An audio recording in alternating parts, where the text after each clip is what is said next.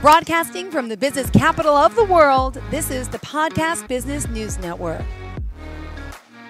Andrew Lewin joining us here today from beautiful Salisbury in the UK. He's the owner of Project 1000 Limited. Exciting to have him here to talk more about the training and consulting services that he offers. Welcome to the show today. How are you? I'm always well, Jill. Thank you. Lovely to be here. You are so kind. Thank you so much. Pleasure to have you. Please introduce yourself to our listeners. Yeah, hi everybody. My name's Andrew Lewin. I'm a resilience coach, first and foremost. I'm also an educational consultant looking at safeguarding and metacognition and well-being and resilience. I'm a business owner. I'm an investor. All sorts of exciting things. I'm a husband. 30 years this year, wedding anniversary. I got three children and a dog called Tilly, who's a black Labrador. So. Well, excited to have you here. So let's talk. The website is Project 1000. So it's project1000.co.uk. Tell me about this company. It might be better off to start with you. Tell me about how you got here and your background. Please, it'd be great to get to know you. Yeah, no, that's great. I'm a former head teacher. I've spent all my life, literally. I was born not in a hospital. I was born in a boarding school. So I've been right the way through that experience. I actually then worked for the Boarding Schools Association, flying around the world, training staff and so on. But well-being, mental health has always been something really personal to me. Back in 2013, I suffered sort of burnout and depression and just thought, we need to have a look at this. So I started to get myself well and wanted really to focus on helping other people. I've obviously had a lifetime in education, and somebody's got to stand up and tell it how it is, really. So I've had these personal experiences, and now I've got some professional credibility, which helps, I hope, other people to become healthy, high performing. So that's me in a bit of a nutshell, really. That's why I'm here. Great. Well, let's talk about it. Building resilience, you mentioned, and well-being, achieving healthy, high performance, understanding, you say the word metacognition. Can you tell me what that is? Yeah. Well, cognitive ability is effectively your innate intellectual ability. Metacognition is more it's all the other skills that help you learn. So we're looking at sleep and tiredness and stress and strain and focus, motivation, ability to retain and recall information, exam anxiety, confidence, that sort of thing, which is, it's sort of how we learn rather than what we learn. So I'm doing some of that with a company called Performance Learning with a great friend of mine called Tej Samani. So I do. It really is based around intellectual readiness and emotional resilience. And what I do with Project 1000, it has an interesting background, Jill. It's called Project 1000 because I recognized my stress triggers and I wanted to work for myself. Having worked in schools and worked for other people for many years, I wanted to work for myself by my 55th birthday. Wow. So I counted back when my first pension kicked in. So I counted back 1,000 days, and it happened to be World Mental Health Day. And I thought, that's it. That's the name of my business. That seems appropriate. It actually turned into a Project 150 because I started to work myself more quickly, but kept the name. I'm now 55, so I'm now looking at the 1,000 days after 55, which is somewhere in April 2025, I think. So it's about goals and just making sure that I look after what I want to achieve, and look after myself.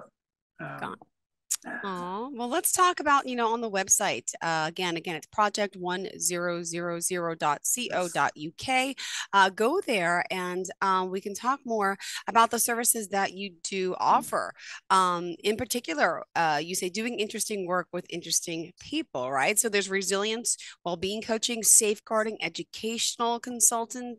Can you tell us a little bit about this coaching in particular and who could benefit from it? Are we talking individuals, corporations, CEOs? Is it all the above? It's all the above, really.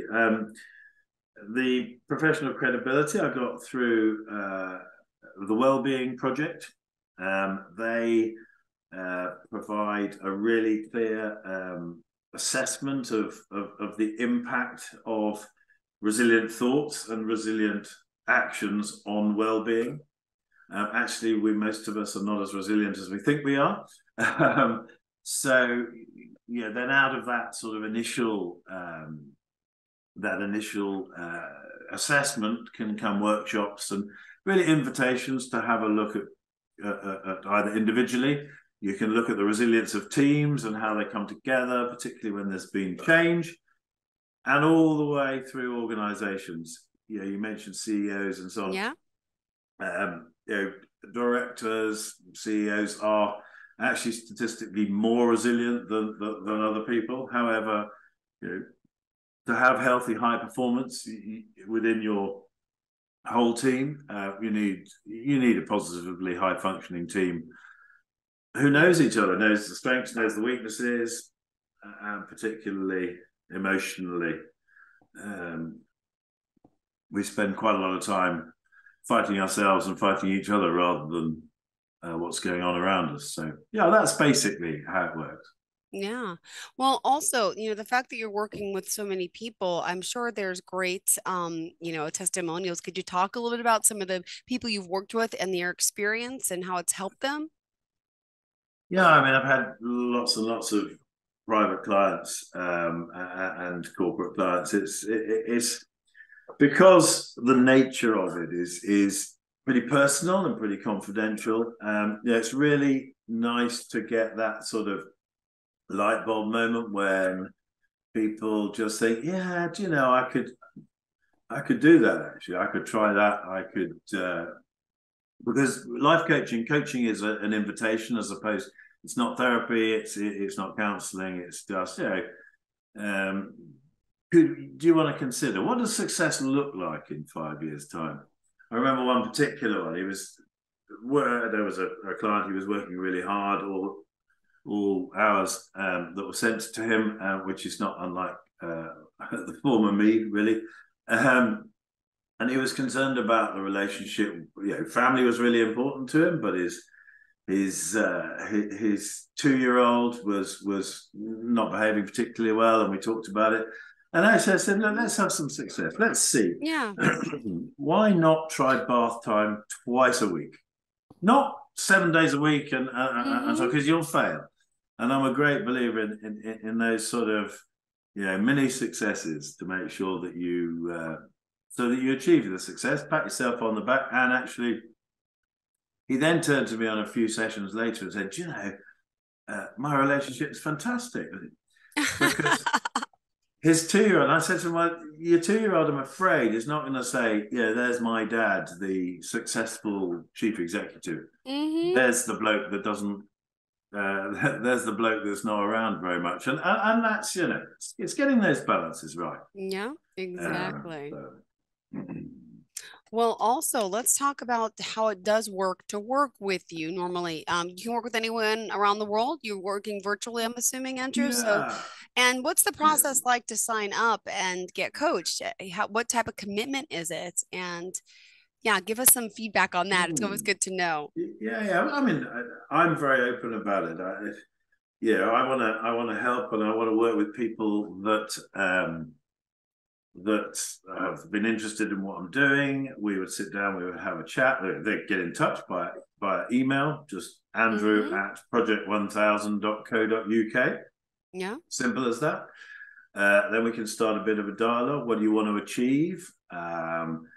and then we can set up Zoom. I do face-to-face and I do virtual. Obviously, we've been through a few tough years, and so virtual has really come in. I enjoy doing that.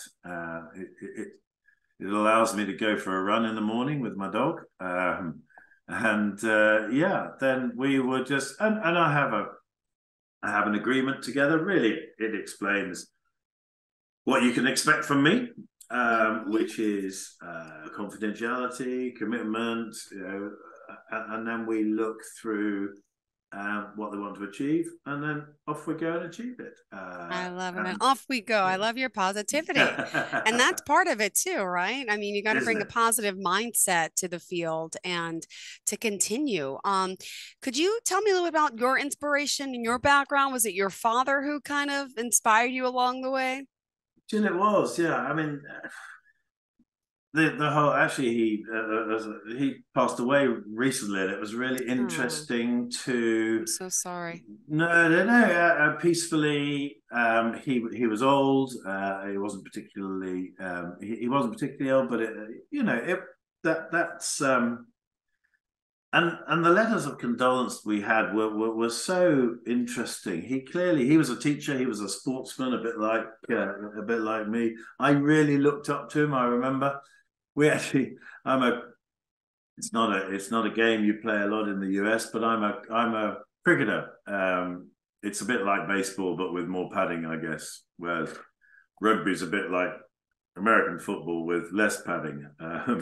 But I remember batting with him as a 16-year-old, and how proud I was of that, and so on. But yeah, those inspirational sort of. I looked up to him. He was inspirational to me, but it was very clear he was inspirational to lots of other people too. He was the quietest bloke you've ever met. Hmm. Fantastic, but he chose his words well. So, and I think there's a lot of inspiration in that. So, yeah, he probably set me on the way.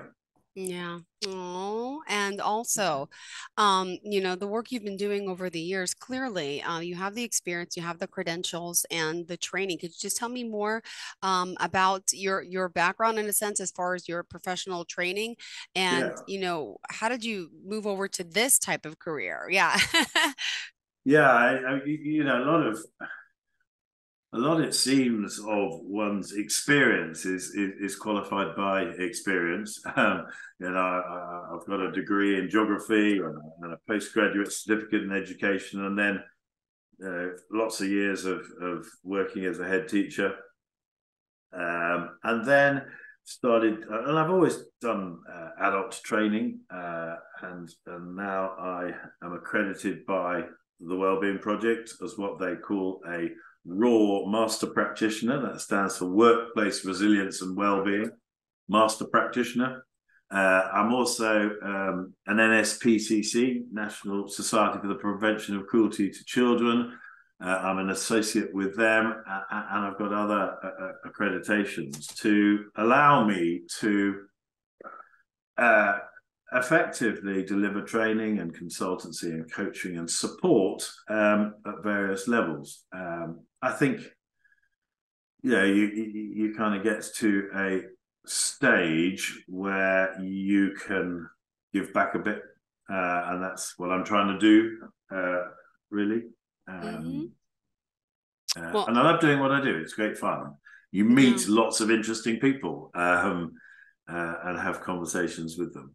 Amazing, amazing. And along with the, you mentioned your own job and your own struggles with the burnout, with depression. It's a Mm. lot. And I understand. I think we've all been there. And I think we're seeing a lot of that since the pandemic. Can you explain a lot of your clients? Are they also experiencing this, the anxiety, the stress, the burnout? It's something we've been hearing about for years. And it's Yeah. unfortunate for you, but at the same time, good that you can empathize with people because you've been there, you've been through that struggle. You can come back out of that. It just takes some hard work and effort. Yeah, Jill, I meet a lot of people who are in that sort of situation where they're struggling, and they don't really know what to do. I can remember it vividly. Um, back in 2012, 13, that sort of time, when you look then more deeply into what resilience is and that sort of personal control, it's that purpose and motivation and all of those sorts of things. I just remember it being on rock bottom, but I do remember really vividly feeling so alone, and I think mental health and well-being was something that we didn't really talk about, and so I was inspired, once I got better, that I'm perfectly happy to stand up and talk to people, and then listen. And I've had lots of people come up and say, "Wow, that was a bit like that was a bit like me," and I think there's an authenticity in there. And yeah, I think the pandemic was tough.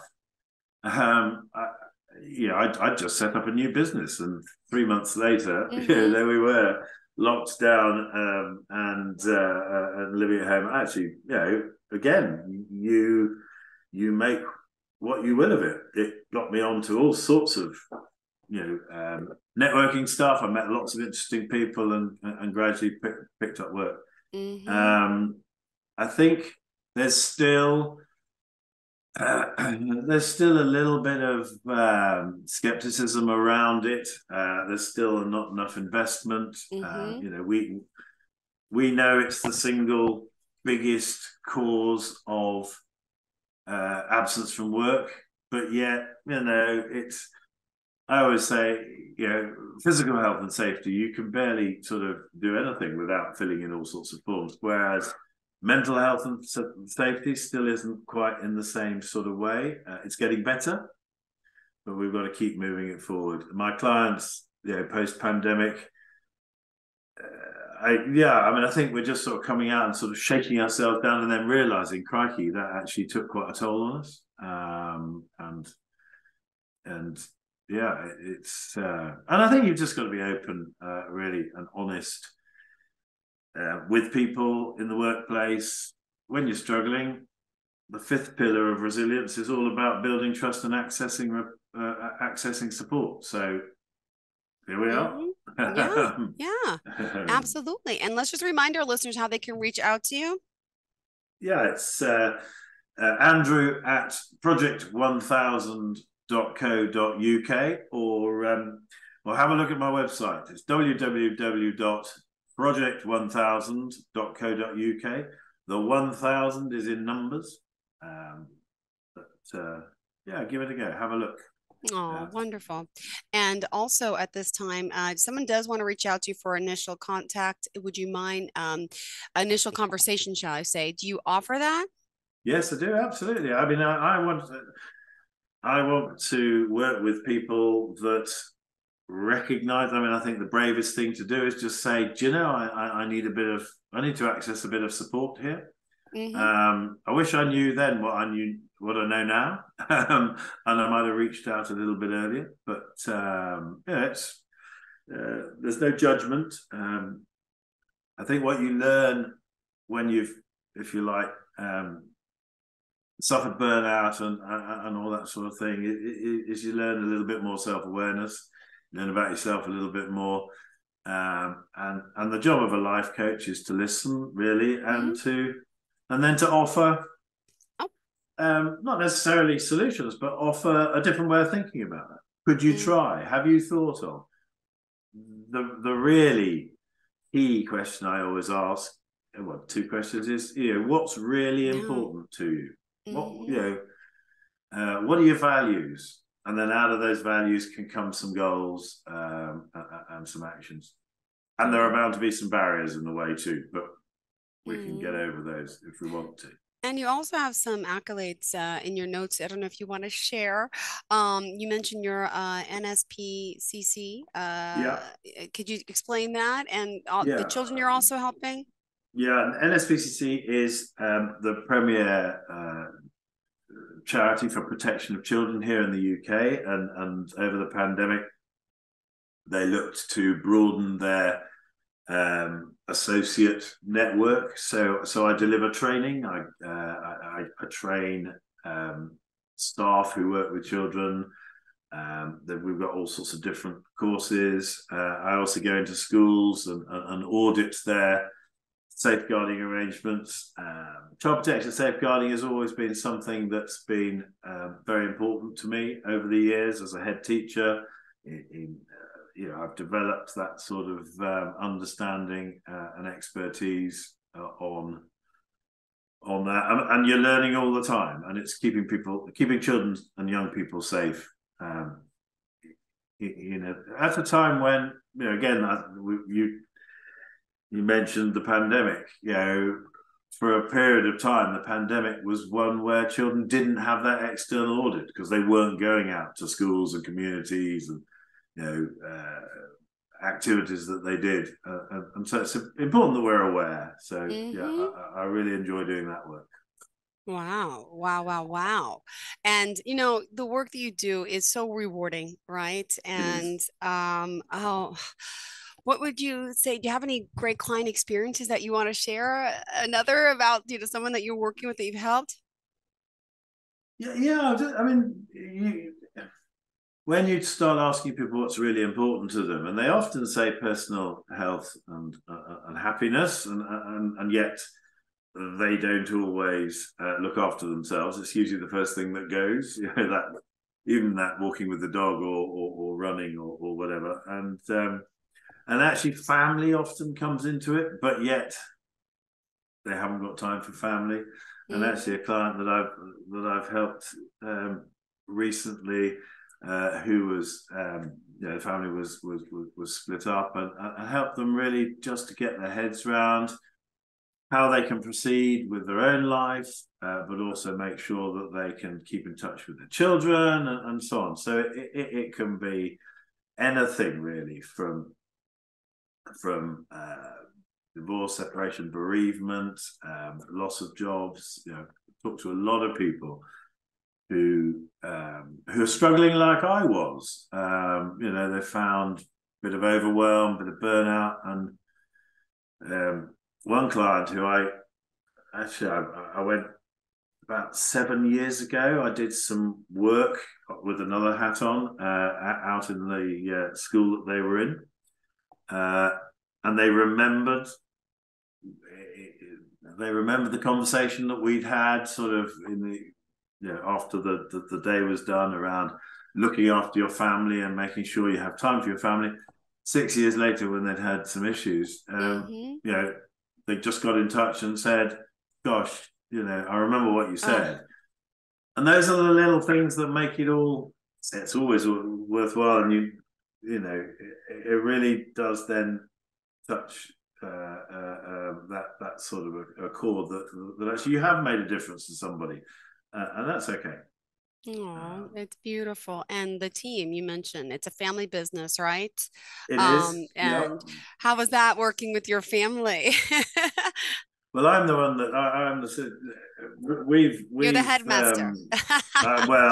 as my eldest said, when we were young, we didn't have a dad; we had a headmaster, which was fair comment. She is. So my eldest daughter, actually, I also have invested in a removals company. Of course, that just fits in, which I 50% own, and she runs it. So she's working sort of with me alongside that. She's also support within the business here. She's my operations director, so she pays me every month, which is nice. I've then got a son who's he's 24. He's out in Dubai working in recruitment. Wow. And then my youngest daughter she's in Brisbane. She's coaching netball and doing measures. I think she'll be the one that actually, she's very, very interested in the work that I do, and that's going to be a sort of father-daughter enterprise when she eventually comes back. So, and she's done a lot of understanding. She's very empathetic and I think she'll do very well. So yeah, and my wife is a fellow director too. So yeah, so it's a all family business. I love it. I love yeah. it. We have just 2 minutes left in the show, Andrew. So how did you want to end for today? We've got a series of these, Jill. It's been an absolute pleasure to come on. There was a question which I really loved about, inspiring words for somebody else, and I had a little think about that. Actually, I'm not sure I've ever been asked before to say anything earth-shattering to anybody, but I thought I would try. I think it is about being honest with yourself. I think it's about trusting yourself, and as I said before, just give life a go. I'm here because I picked up an advert for a podcast, did that podcast, 5-minute podcast, and got some surprisingly positive feedback, and here we are, gave it a go, right. And so it's been a real pleasure, and I love doing interesting work with interesting people. And I guess I finish on, if you don't ask the question, you never get the answer. Mm-hmm. So if somebody wants to get in touch with me, just ask the question what I can provide, some support for them. Right. You don't ask the question, you don't get the answer. Perfect. Well, thank you again. Andrew Lewin, how can we reach out to you? Would you mind sharing your contact information again? Yeah, absolutely. It's Andrew at project1000.co.uk. Mm-hmm. Or just have a look at the website, www.project1000.co.uk. Beautiful. Well, excited to have you here, getting to know you today, and thank you for sharing everything, and looking forward to the next conversation we have. In the meantime, have a fantastic week, and we'll talk then. All right. Bye-bye. Have a great day. Are you looking for even more of the podcasts and hosts that you love? The Podcast Business News Network is proud to announce that you now have even more ways to listen live. Check out the MyTuner Radio, online radio box, and Simple Radio apps on iOS and Android, or find us online. Search for Business News Network on mytuner-radio.com, or search Podcast Business News Network on streama.com and onlineradiobox.com/US. Take your podcasts on the go and don't miss a minute of the action.